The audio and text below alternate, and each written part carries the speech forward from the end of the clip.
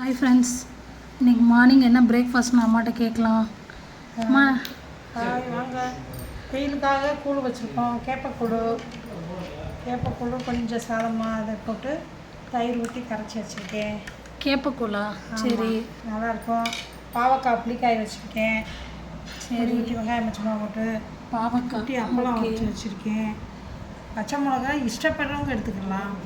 அப்புறம் இந்த வத்தல், சுண்டக்காய் வத்தல் எல்லாம் வீட்டில் இருந்ததை வறுத்து கொஞ்சம் என்னென்ன வத்தல் இருக்குது? சுண்டக்காய் வத்தல், வெண்டைக்காய் வத்தல், சீனி வரக்காய் வத்தல், பச்சை மிளகா, இது மிளகா வத்தல், எல்லாம் 4-5 கிடக்கும். வீட்டில் வெண்டைக்காய் வத்தல், மிளகா வத்தல், சீனி வரக்காய் வத்தல், சுண்டக்காய் வத்தல், இது வந்து வடகம்.